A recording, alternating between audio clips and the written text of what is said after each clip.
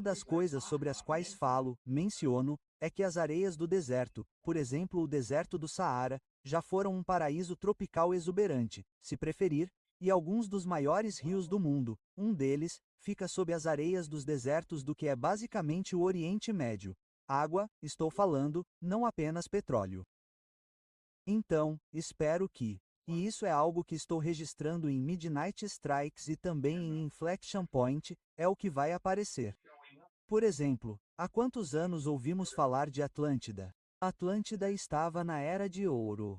A Era de Ouro, no meu entender, e Gary Stearman e eu, Deus o abençoe, quando falamos, estamos na mesma sintonia que você e eu, mas as civilizações antigas conhecidas como Era de Ouro precederam a criação de Adão e Eva.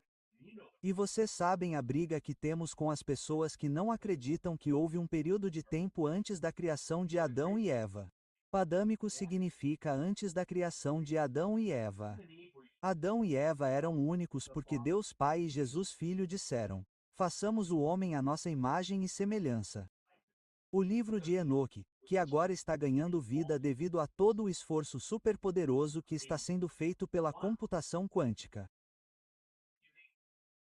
E nós deveríamos falar sobre isso porque a computação quântica está revelando a história real como nunca foi mostrado antes, porque pergaminhos que foram danificados em incêndios diferentes, estão sendo lidos, e os computadores quânticos podem colocar fraseologia, símbolos e diferentes sinais astronômicos em perspectiva e em como eu digo, um discurso lógico de discórdia para as pessoas.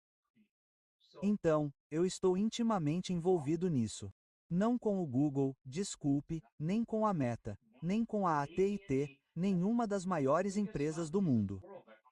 Mas comecei há 3 anos, com o que o Senhor me deu, que é a linguagem universal que precedeu o dilúvio de Noé, que precedeu o dilúvio de Jeremias, o dilúvio de Jeremias destruiu a civilização angelical. É o que o livro de Enoque menciona. É o que muitos textos extrabíblicos mencionam.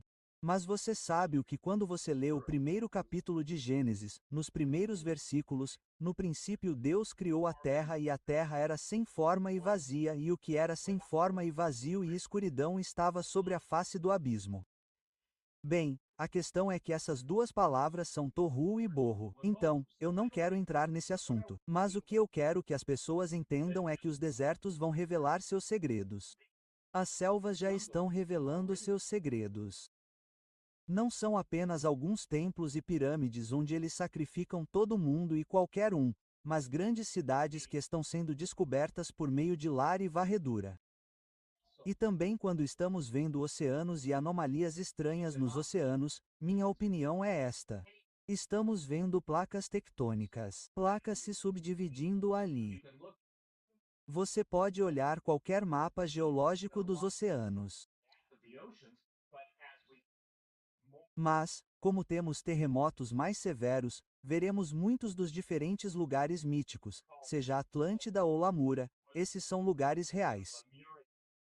Hiperoreia, Ultima Thule, todos esses lugares que as pessoas dizem que são apenas mitos, lendas, blá blá blá. Infelizmente, eles estão errados. E a razão pela qual estão errados é porque os antigos não adotaram a política do século XX de mentir e dizer que era verdade. E eles eram bem exatos em suas descrições. Então, isso está no ponto de inflexão. Está no livro Midnight Strikes. Novamente, ambos estão disponíveis para observadores de profecias. Então, estou animado com isso porque você disse que é minha obra-prima. Bem, é porque uma coisa é falar sobre isso. Vou dar um exemplo de profecia que não é realmente. É a aplicação óbvia das manchetes de jornal. Mas as pessoas querem dizer, assim diz o Senhor. Quando elas dizem a profecia, isso é fundamental. O momento é tudo porque quando você está falando sobre eventos que ainda estão por vir, é diferente de ler as manchetes e colocar, assim diz o Senhor, porque isso é proibido em tudo. Você não acrescenta nem subtrai da palavra de Deus. Então, acho que a data da profecia é fundamental. A maioria dos cristãos acredita que uma profecia verdadeira não se cumpre até o fim de semana, para não interferir na NFL. Desculpe, não sou fã de futebol. Isso não poderia ter vindo de Deus. No entanto, eles aceitam as coisas porque sem o conhecimento das Escrituras, sem o conhecimento da Bíblia Sagrada, você não consegue entender o contexto do que Jesus está falando em Marcos, Mateus, sabe, 24, Lucas 21, o livro de Marcos e todo o livro do Apocalipse tem muito a ver porque a maioria das pessoas não entende que até mesmo a Arca de Noé fica na Ásia Menor. E agora estamos vendo todas as revelações surgindo sobre a Arca de Noé. Quero dizer, lembro-me dos velhos tempos, 50 anos atrás, ainda era uma busca para encontrar a Arca de Noé. Mas acho que uma das coisas mais profundas que o Senhor compartilhou comigo e que estou compartilhando com você, Mando, e seu público é esta. Eu disse, não é interessante? Eu disse isso há 50 anos, e isso é meio século.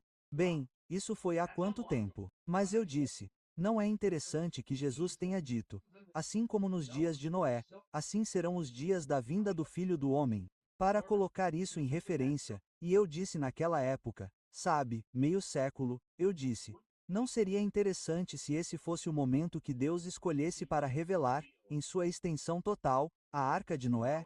E é fascinante porque agora, quero dizer, isso está acontecendo.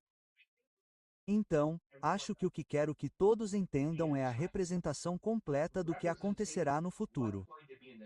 Você conhece a lei da primeira menção nas Escrituras. Estamos falando de você ser um astrofotógrafo e estamos falando sobre a influência suave das sílabas. Mas agora temos corpos celestes entrando em nosso sistema solar. E talvez este seja um bom momento para falar sobre, você sabe, o H, o H, o H, o H, você sabe, e 3 Atlas porque isso é tão incomum para objetos extrasolares, especialmente o H, asteroides longos e estreitos. E agora, nas últimas 2 semanas, a NASA está alegando, espere um minuto, temos luzes saindo dali. São fotos reais disso. Então, você sabe, como astrofotógrafo, vou inverter a entrevista aqui.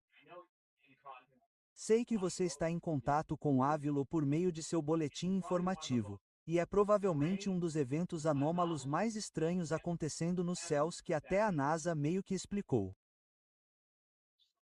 Então, o argumento é que está sob, digamos, esse controle artificial ou sob alguma forma de entidade versus apenas uma ação aleatória de pinball fora do nosso sistema solar pingando em nosso sistema solar.